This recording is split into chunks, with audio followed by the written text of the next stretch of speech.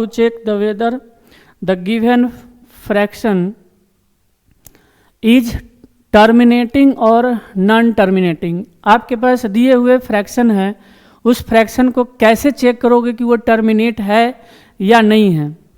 Without any division, किसी तरह का कोई डिवीजन, बिना डिवीजन के पता करना है कि ये टर्मिनेटिंग है या नॉन टर्मिनेटिंग है। ऐसे तो हम डिवीजन करके सब सारे बच्चे लगभग जानते ही हैं कि 1 में 4 से डिवाइड करेंगे, नहीं लगेगा तो पॉइंट देंगे, 0 देंगे यहाँ पे, तो यहाँ पे 2 से लगेगा 8 बार में, तो यहाँ रिमाइंडर 2 आया, फिर से 0 लगाएंगे तो हमारे पास यहाँ पे आएगा 20, रिमाइंडर यहाँ पे क्या आ गया, 0 आ गया। तो यहाँ पे हम डिवीजन करके पता करते हैं, लेकिन हमको विदाउट एनी डिवीजन हमको जानना है कि ये टर्मिनेटिंग होगा या नॉन टर्मिनेटिंग होगा।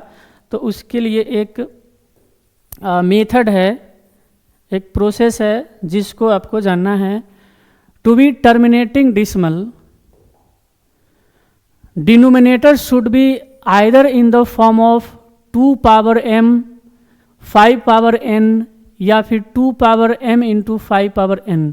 इसका मतलब है कि जब भी हम डिनोमिनेटर को प्राइम फैक्टराइजेशन करेंगे तो डिनोमिनेटर या तो 2 पावर m पावर फॉर्म में होनी चाहिए या 5 पावर n फॉर्म में होनी चाहिए या फिर 2 power m into 5 power n form में होनी चाहिए।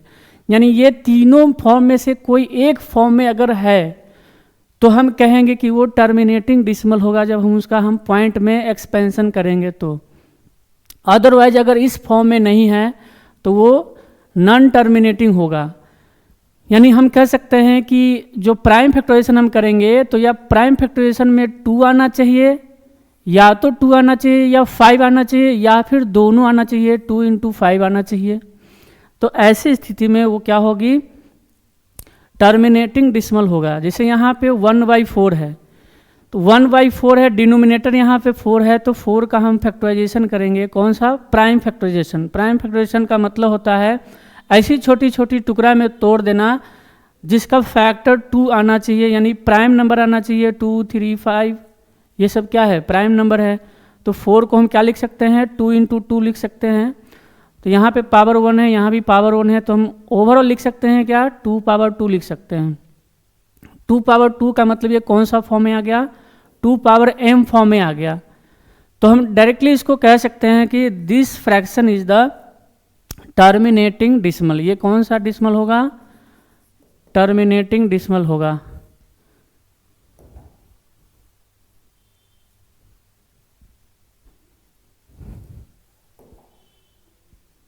ये कौन सी डिसिमल होगा बाबू,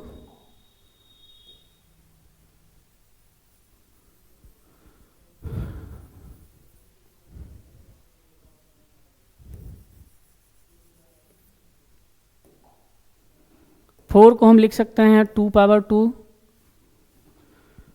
तो ये कौन सा होगा, टर्मिनेटिंग डिसिमल होगा। तो विदाउट एनी लॉन्ग डिवीजन, बिना किसी डिवीजन के हमको पता करना है कि टर्मिनेटिंग होगा या नॉन टर्मिनेटिंग होगा। 25 को हम क्या लिख सकते हैं, 25 को हम लिख सकते हैं 5 का स्क्वायर। ये कौन सा फॉर्म में आ गया बाबू, 5 पावर n फॉर्म में आ गया। तो ये भी हम कह सकते हैं क्या होगा, ये टर्मिनेटिंग होगा।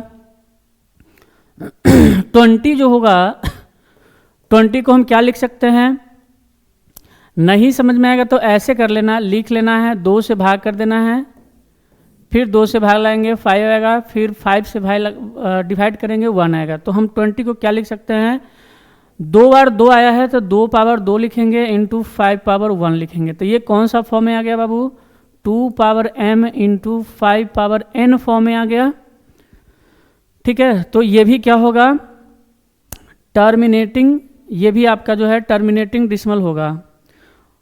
ठीक उसी प्रकार से 24 को जब हम प्राइम फैक्टराइजेशन करेंगे तो क्या होगा, 24 को लिख सकते हैं 2 पावर 2 इंटू 2 पावर 3 इंटू